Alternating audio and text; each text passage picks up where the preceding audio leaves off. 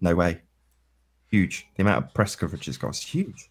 Now, what do you think about the press coverage? For example, there was one that had Happy the artist, and then they're all looking at little tiny globes. What do you think of that piece? That one I didn't see. Oh, okay. Well, yeah, there was one in particular where I think it was they were handing little globes out and asking like Mark, "Hey, what do you think of the globe?" They asked Happy the artist, "What do you think of this?" And they were trying to make it look. I think it was the BBC's coverage. They tried to make them look quirky, and it actually came off as making them look interesting. Like, in other words, like I didn't see any of the coverage as unfavorable. It didn't seem like they were doing a hit piece. No, that's the take I took. I mean, the other one that was quite interesting was Freddie Flintoff. He was doing his podcast and just brought up flat Earth, and it was pretty clear from how he was talking about it that he's been following it, for a reasonable amount of time. Um, and he's kind of pegged as the conspiratard in the group, if you like, because he's bringing it up. But by the same token, they were talking about it, and the amount of exposure that gave the subject itself, it's just huge. Right. Now, you had an interview with Vice, and I know Vice was over there as well. I'm not sure who they spoke with. I mean, there were some people there surprised me. Like Red Ice Radio was there, undercover, and even okay, they did an undercover thing, where I think they were attempting to make it look ridiculous, and they were using some of our verbiage, which kind of surprised me. Like the guy was like, "We're gonna expose why the world's flat and why the rest of you are sphere cucks." Well, sphere cucks is one of the words that came out of our little lexicon. So I'm like, okay, these guys are in deep. And they were trying to make it look foolish. And so they went after one of the other guys with the painted vans. There were like three vans there that were totally painted. You had Chris Pontius, you had Happy the artist, and you had this other guy who did a bunch of artwork and he had a flat earth sigil on his van. And they're trying to make him look crazy. And then he's like, wait a minute, you're with Red Ice Radio? I love Red Ice. I'm your biggest fan. So even the guy they tried to target as like a kook turned out to be the biggest fan of Red Ice Radio. So I'm like, man, they honestly they made Flat Earth, I thought, look kind of like not quirky at all so much as just maybe a little eccentric, but I don't think it came off as ultra biblical or anything like that, which is what I think the media wanted. I think that the biggest advantage everyone had was that they were underestimated. So people don't expect them to be, well spoken or articulate. People just expect them to be drongos, like literally. Yeah. In fact, that's the reason why I wanted to speak with you because I was approached by the tech editor of Mick Media. I didn't know what the outfit was. And she basically said, I heard that you don't believe in volcanoes and you think the world is flat. Will you do an interview? And I'm like, yeah, knowing that this was going to be a hit piece. I figured she was going to do a hit piece, and I did remark that when we look at phenomenon like volcanoes, we're not saying we don't believe in it. Just like I'm not saying I don't believe in gravity.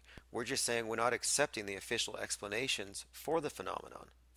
Well, anyway, she called me thinking that I was going to just be someone she could ridicule and laugh at. And it turns out that she's a comedian, a Princeton graduate, worked for Huffington Post, far left wing, globalist, big nanny state, believer in man bear pigism, the whole thing. So she came in thinking that I was going to be a soft target. And instead, I just explained to her that what we are is a body of people who collectively have realized that we're all in this shared deception that has many facets, part of it being that there's probably more land, but whatever the case, the Earth is not a spinning ball isolated in space, and that we don't believe in dinosaurs. And so the conversation went from there to suddenly I started talking about psyops in Las Vegas and terrorism and not trusting the media whatsoever. And that's where That was she, my fascinating part because in that I don't know if it was because it was edited that way or if that was generally how the back and forth went, but you started to cover the differences between auto believers and auto hoaxers. And that in itself spanned quite a lot of conversations with me and other people I was chatting about, obviously off air, because you start to question yourself. You go, well, I personally don't believe a word you says. Does that make me an auto hoaxer? Well, kind of, yeah. You kind of have to have this introspective look at yourself, and you could see it slapped all over her face because she's part of that machine.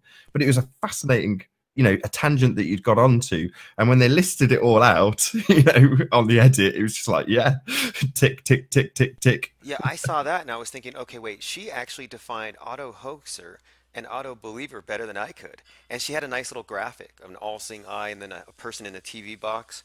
But that's what I was saying to her. I was saying that, hey, auto believers, the people who automatically assume they can trust our leadership, are endangering the rest of us who are all automatically skeptical about it. And so, what they're trying to do, and this is part of a broader strategy, and I saw this began a couple of months ago, where they're starting to try to make the case that people who do not trust the media and who sow distrust over the internet are now representing a threat to national security. So, for example, if I convince people that none of these terrorist attacks are real, then maybe people won't support the precautions the state needs to make to prevent them in the future. Or as what's his name, Bill Nye the bow tie guy, he's like, these people who are denying climate change represent an existential threat to their next door neighbors because they're not supporting legislation that might stop the planet from turning into this climate chaos. So they keep making the case that those of us who aren't thinking right are damaging everybody else. And this reminds me of fundamentalists who think that having sinners anywhere represents a danger to everybody everywhere because God will judge everybody. So you're obliged to call out the sinners. So it's not enough that they live differently, they have to be called out and chastised. And it seems to be the case that it's not good enough for, I mean, it's not okay for us to not think appropriately. Even Neil deGrasse Tyson said that people who don't know the official explanation for the moon, for example, and the lighting on the moon, like he was citing the band Pink Floyd, Dark Side of the Moon. He said, Dark Side of the Moon's a misconception, there is no dark side. But because these artists are misthinking, it's making it harder for people like me. So, in other words, Neil deGrasse Tyson is making the case that artists who are misthinking are being irresponsible by creating artwork that doesn't like appropriately represent heliocentrism. So we're talking about like hardcore thought policing, is what I'm seeing here. Yeah, how dare you conceptualize anything other than the official narrative? Right, and that's where she went. You notice she devoted 5% of the news coverage, this little story, to flat Earth. She's like, he's a flat earther, but Tim Osman has a lot of other beliefs that are very concerning. And then she went into everything else. But in it, she listed dinosaurs, nukes, official media narratives. I thought it was honest, and maybe, like, I don't think anything I said there was all that really that controversial. I mean, Depends on which side of the fence you sit. For me, like I say, as you were saying them and she was listing them off in the graphic, I was saying yep, tick, yep, tick, yep. But for the uninitiated, for the people not at the tip of the beak, as you phrase it, man, I can imagine that rattling quite a few people's cages when they saw that piece. You know, just imagine Joe Normal watching that. It couldn't be any more controversial. You know, spinning ball Earth line through it. That's going to make people go, what? And to find that you're not, as I phrased it, a drongo, you know, you are articulate, you are phrasing it, you're going toe to toe with somebody who's obviously well versed in the media spin machine, and you know, you weren't letting up in the slightest. So I don't know, did you find that did you feel that she was slightly on the back foot with you when you were listing off some of these things to her? yeah, it started off with her laughing at me about volcanoes. And I said, I get it, it's funny, ha ha ha, we don't believe volcanoes. But what I really mean is, we don't trust official explanations because we doubt this and this and this. And then as I went deeper into it, she left the room and moved her computer to another room. And the conversation took a different turn. And when I said that the media couldn't be trusted and that they're just spokesmouths for power and they're no longer reporting facts, she said, you know, I wrote for the Huffington Post. I'm tech editor for Mick Media, which has 20 million hits a month, 3.6 million followers on Facebook. Do you think that I'm part of this? And I said, to the extent that you agree with the narratives given to us, the storylines given to us by NBC, CBS, CNN, you are in fact a smokesmouth for power, knowingly or not. And most people don't know it. And so that did kind of hit her in the face, I think, between the eyes. She was like, okay, that's, should I be offended or should I not be? Interestingly enough, the psychiatrist she brought on there, the one who called me insecure, someone did a little background for me and they said, hey, look, it turns out that her brother, the brother of the psychiatrist that said that people like me are crazy, is an astrophysicist who worked on Hubble. So it's, All right. yeah, so I'm like, okay. That's So interesting. that might explain her bias against me. Like, it might be preposterous for her for me to even suggest what I did suggest. Because, I mean, some of the things that we can say, if you phrase it right, are kind of jarring. Like, for example, there is no such thing as light years. Like, that's kind of jarring the first time you hear it. But Base one that took me, all of 3 seconds to wrap my head around, but quite a long time to actually let go. The concept of having this space, this huge infinite nothingness that you can travel out to, that all goes. And in doing so, you change your whole outlook. There's a whole world that is it. That's kind of the notion that you're left with when you get rid of space. And that's a pretty big deal. And light years, that's one small part of that. right, exactly. There are so many assumptions that we've accepted into our worldview almost through osmosis that, like, this is the process of undoing spells, and it's like one thing after another, just unraveling things. And so, I don't think that flat Earth is a thing about adopting a new belief, as the media will try to suggest. To me, it's about getting rid of beliefs that we had that we never challenged before. So one of my new angles on this thing when I see people debating and running in circles is that it's like, hey, I am not a flat earther. I'm just an earther. You're the spinning baller trying to impose that on me. You have the burden of proof, and I haven't seen it yet. So I believe you can actually push the burden of proof in their direction, and I don't think it's being intellectually dishonest. I think that they have a lot to answer for. Yeah, I think you're right when you say it's by osmosis. There's going to be, say, forget the woman who actually interviewed you or the psychologist, the guy in the editing suite, without necessarily giving it much malicious thought, will have been of the mindset that it needed that, whatever it was, pheromone or spooky music. Same deal with Vice. Exactly the same thing happened to me. People were like, yeah, what you said was great, but you put that spooky music over the top of it and suddenly you sound like a kook. And the same was true for your interview. As soon as I heard it, I was like, oh, God, who has put this spooky music on? Well, that's not because the guys decided that it needs to be ridiculed consciously. He just does it automatically. Do you know what I mean? That's just part of life. Well, this has obviously got to be ridiculed. Well, how can I interject that ridicule? I'm not doing the interview. Well, I can put this crazy spooky music over the top. People will get the point, but that's not him intentionally or putting, he's not, how can I phrase it? He's not going to the extent of thinking, I must make this seem stupid. It's just there in his mind already. He already thinks it's stupid. He doesn't have to give it any consideration. So that's kind of the way that we're brainwashed to the point of just having that automatic ridicule of the term flat earth. And she will have come, the interviewer now, from that perspective before she even started, before she even met you. Yeah, in fact, she told me that I was the fifth one she's spoken with. And she's like, but you flat earthers don't believe in volcanoes, right? Right? And she kept like jabbing. And then I was looking at her profile. I'm like, okay, well, she used to be a comedian. I can see what she's doing. She's setting me up to say something goofy.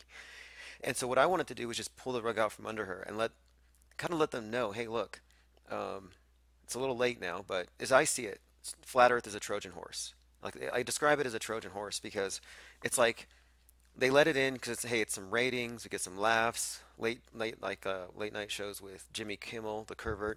You get these people, they joke about it, makes headlines, and that's about it. It's a safe topic, or so they think. But the more they accept it, the more it gets talked about. That's when I believe that the Trojan horse releases what's inside, which is us.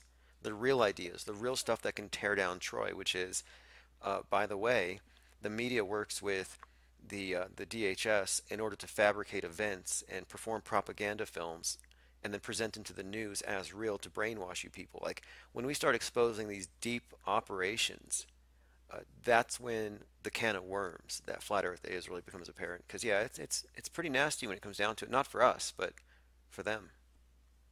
It's amazing how efficiently the system works when someone like that interviewer is talking to you and she's not expecting you to say, yeah, you're part of the machine. Of course you are. There's no way she was expecting that. And I wonder how effective that was, for her as an individual to appreciate suddenly that you're a cog. Because at some level you do recognize that. Most people will almost brush it off. Yeah, I know, I'm just a cog in the machine, but when someone points out your real purpose, or that cog's real purpose in what it's doing and how the machine's working, maybe it really opened her eyes. I doubt it. Maybe. maybe, or maybe it gives them. See, this is kind of what I'm thinking is, I'm thinking that maybe they're hunting for a new, like they're always looking for a certain way to characterize the enemy of the state, the witch of the time. And I think right now the dissident isn't somebody who's necessarily like they called me anti-authoritarian. And I think that's where they may be leaning. But I think they're trying to put some type of a label on people who engage in countering official narratives, almost as though we're thought police or something. And I think what they're trying to do here is maybe make the case that, hey, it's time we start licensing journalism because all these contradictory views are causing problems for investigators and journalists. And for, they even said, for example, Global TV, when they talked to Kyle McDonald and they talked about Richie from Boston, they said, these people are re victimizing the victims by calling them crisis actors. And then YouTube, of course, was censoring anybody who didn't work for the BBC or CNN. So it's kind of interesting how YouTube is openly censoring us in order to reinforce propaganda narratives put forth by FEMA and with collusion with local media and crisis actors. That, in other words, we can see psychological operations being played out, and if we question them, we're censored. And I'm like, this is a big deal. The censorship. Yeah, she got it too. I mean, either she got it or the editor got it because it made it into the cut and it made it in such a way that it had the perfect context. You know, you were explaining about your YouTube channels being shut down and it was contextualized. So the audience got to hear that. And that has been, you know, a huge problem. I've steered well clear of those topics. Now, people can point fingers at me and say, "Oh, well, you should have addressed them. Whether or not they were of interest to me is a different story." But in other words, YouTube censorship is effective. You know, there are people like me, call me a coward if you want to, that have gone, I'll steer clear of that subject then. And that's the whole point of doing it. You know, there's people like yourself that have gone, no, I don't care. I will continually have channels shut down to point this out to the masses. And, you know, more power to you, because in the long run, that's had a far more detrimental effect on YouTube when you're on mainstream TV, pointing that out, pointing the fact out that you've had to have channels removed to shut you up. And has Yeah, it worked? No, you've got a bigger voice and a better platform, and a larger microphone. that's right. In fact, that's a good point, and I'm glad that they let me get that out because they said, he had 5 YouTube accounts shut down just for talking about it. Uh, that is an important point because the idea here is that I understand YouTube has it's a private company. They can, if you don't obey their terms of service, their community guidelines, blah, blah, blah. I'm all for it generally. But in this case, they're selectively enforcing it and they're allowing people like Alex Jones to make conjecture about Vegas all day long. But anybody who says it didn't happen, they can't talk about it. So you're allowed to say, oh, it was ISIS or it was Antifa. But if you say it was a PSYOP, oh, they kill you. So it's like, okay, wait, they're trying to corral the narrative here. And this is what I was talking about on the interview. I said, we see a concerted effort to maintain the integrity of official narratives, and that they're using agents, they're using trolls, and they're using censorship to do so. And we just find this alarming, and it's also it raises red flags. So, This is something you wanted to discuss or not, but maybe I shouldn't have caught light of this conversation, but one of your private conversations was broadcast, and I picked up on some of the, maybe it's behind the scenes stuff that I shouldn't have been hearing, but it was broadcast. What are you going to do? But regarding people like MGTV and perhaps their associations with this, what I'm getting to is what the other end of the scale, sort of the ground level with us as YouTubers. I mean, have you uncovered on your path, or is that something that you don't want to talk about? I don't know.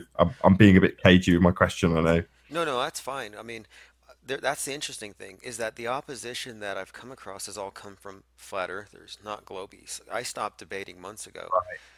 And Right. This so is the point. This is an interesting one. If you were to look into flat Earth from the outside, what you'd see is quite a lot of internal division, and this gets highlighted a lot. I mean, this is a new thing to anybody who's watching or listening. But yeah, there's a whole bunch of it, but a lot of it's stirred up from sources that seem external. You know, they're not necessarily. I don't know. Would anybody count MGTV as a like flat Earth channel? I Who don't knows? I don't know. I mean, all I know is that he's someone who tried to hack my Gmail account and I called him out on it, and he threw a little fit. And anyway, it's gone back and forth, but I ended up getting one of his channels shut down for dropping my docs, and he blamed somebody else for it. It's just been this vicious back and forth, and it left me wondering, what does this have to do with flat Earth? You know, why this constant attacking? So I kind of changed my focus, and I kind of laugh at those people now and then, but for the most part, I'm thinking, what can we do meaningfully to advance this thing and let all this infighting kind of just consume itself? Because, you know, ultimately, I think that we're going to be vindicated, those of us who are just trying to expose the truth, and the people who are fighting against us. I think that as long as we stay focused and don't let them distract us, they kind of fall to the wayside. Like, so for example, there was that character, Flat Earth Reset, for 4 months pretty much, has accused me of being a fraud, and that the rocket, that the steam powered rocket with Research Flat Earth on the side, that it doesn't exist, or that it's just a picture from 2012 that we photoshopped. I mean, the rumors were vicious, and the accusations of fraud, just the pure libel and the slander. And so now here we have it. The Research Flat Earth rocket is on the cover of the Drudge Report and several other magazine or several other internet publications. Like, you know, NBC, it's on the Sun, it's all over the place. And has he made a retraction? Has he apologized for 6 months of even accusing me of having embezzled the GoFundMe account and ripped off the guy so he couldn't make the rocket? I mean, there's no attempt for them to apologize. And it's like, how come the people who fling mud never have their credibility challenged? Isn't that interesting? Well, 90% of the time it's because they don't have any credibility to begin with. I mean, this was something that I, this is going back a few months now, but when I was in a toe-to-toe battle with Tim Osman with an S, or with a double S, the other Tim Osman, was exactly that. You know, these people can spuriously spew any accusation because they have no credibility. And for anybody with a reasonable amount of discernment, they would recognize that fact, that they have no credibility. In other words, you can't check them out. You can't check if they have been found guilty of some horrendous crime that involves deceit. You know, you've no way of checking any of that stuff out. The same could be said for yourself, although that's not necessarily true thanks to MGTV. You know, you might have wanted to say private, but that's not necessarily the case anymore. My point being that when it's somebody who's completely and totally anonymous, they have absolutely no credibility as far as I'm concerned. You know, you earn credibility.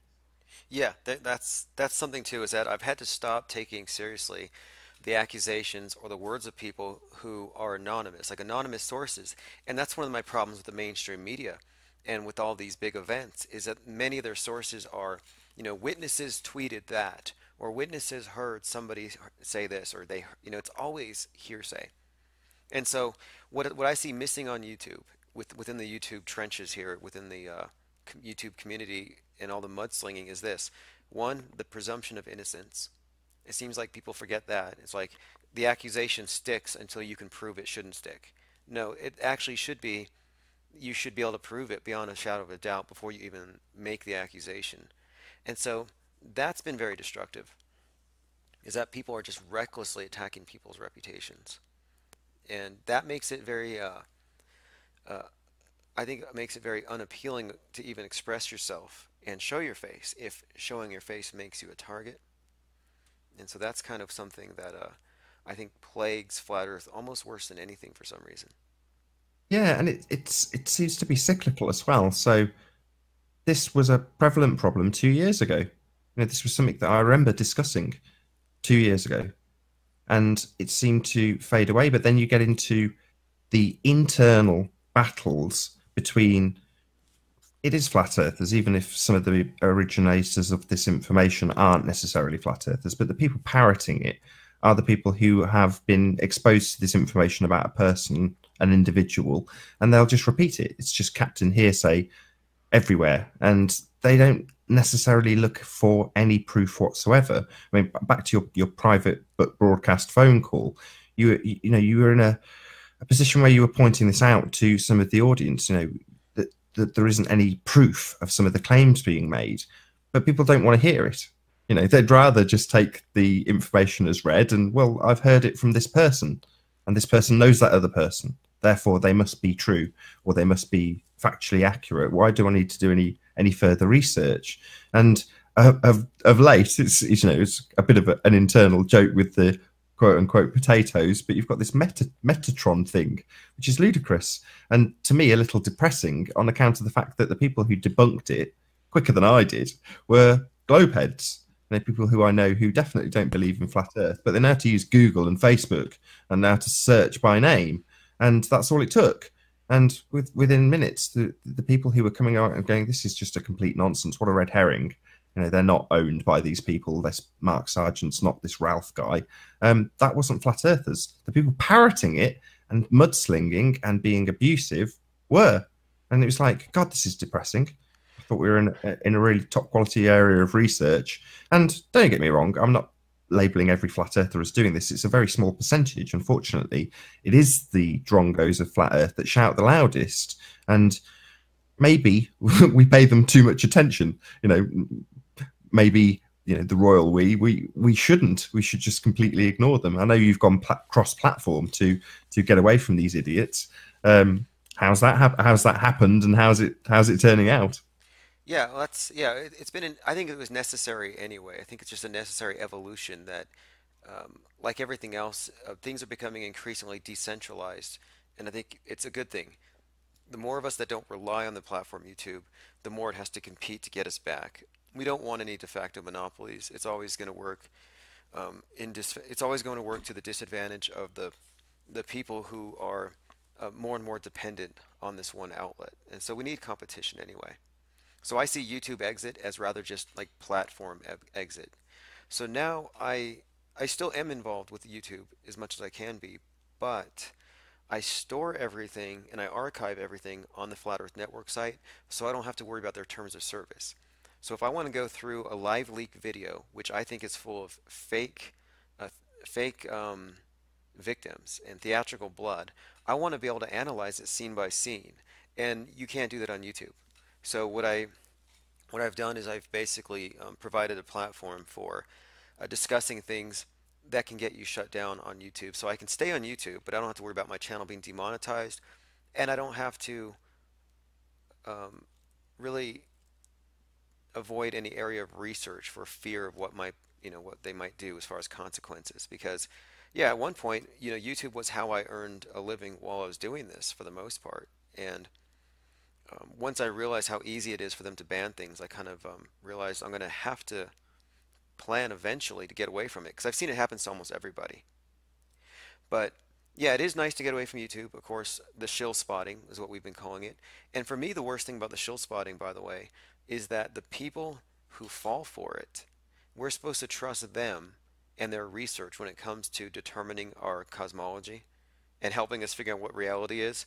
And if they fall for these simple pointing of fingers and these accusations without doing any research, it's like, well, what does that say about the integrity of the rest of your research?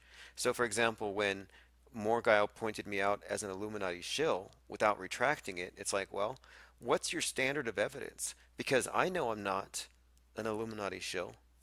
And so, if I can't trust his judgment there, how can I trust his judgment about anything else that he says? And when you were talking about earlier about the phone call that was broadcast, I called up a well-known internet troll just to ask him to explain certain things and explain why he was forwarding a whole video full of lies. And his response was that I needed to put up a video to explain how these lies aren't, or how I've been misrepresented. And my point to him was I shouldn't have to. That the accusation shouldn't stick. But what we're witnessing, and I think what we've seen a lot of, is just the politics of personal destruction, where flinging mud is damaging enough, and if you answer to it, it makes you look even worse.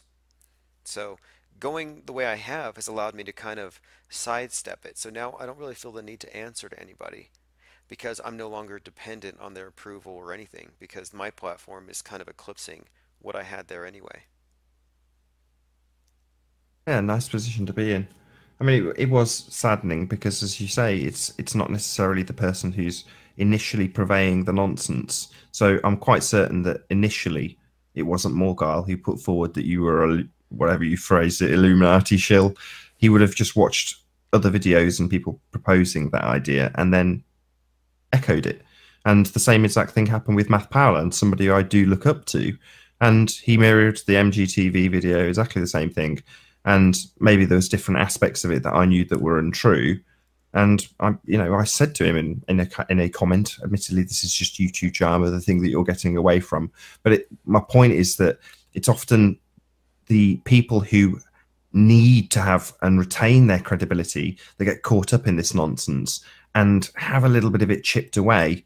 I'm sure that the Morgile hasn't lost all credibility on account of the fact that he's called you an Illuminati shill. From your perspective, obviously he has, but for a lot of people watching, it's just another flash in the pan bit of drama that they will ultimately ignore. On the most part, for a lot of others, they'll do the same, i.e. the fans will echo it in the comment rooms, the comment forums, whatever you want to call them, under the video once it's rendered, if it's live, or in the chat rooms. And that's the kind of nonsense that you have to deal with if you're just trying to have a show. And I know when you were broadcasting on YouTube, a lot of your shows were based around the community that you were building up. Therefore, you would be addressing a lot of the comments and the discussion that was taking place on your platform. And when it was being disrupted by people asking questions about things like the rocket, which is going to take place, I suspected it was inevitable. He's maybe come on to this a bit in a bit, but it's one where nobody is going to put their life on the line in a hurry. They're going to be cautious. They're going to take the time, and that means delays. That's inevitable. So it wasn't a surprise, but the amount of heat that you ended up coming under, none of it, as you say, has been retracted. That kind of heat ended up being addressed in the comments and in the chat rooms, and it got tedious. It felt like they weren't controlling the narrative, but they were certainly, slowing things down. Yeah, they were, and it's interesting because it's almost like they weren't interested in the truth. I would say, well, why don't you go ask him about his timeline and have him explain to you the nuances? And he was more than willing to go on YouTube every week and go through with all of us the process. That was originally the idea. But as soon as the dates started moving, then the haters became more vocal. And when they started calling him a fraud publicly, he took that as an attack on his reputation, which, his whole career is built on his reputation. And so I thought, okay, well, just to let the heat go down, let's just go silent and not talk about this openly. So I've stayed in touch with him. But meanwhile, I have all these people attacking me over this thing. And it's like, you know what, this is ridiculous. And once I'm vindicated, you're going to see that they're probably not going to come out and apologize. But what I would hope... Thank you for watching and listening to this very special Flat Earth Network broadcast. To watch this content in its entirety, please support the Flat Earth Network of content providers by going now to flatearthnetwork.com and become a member of the Flat Earth Network.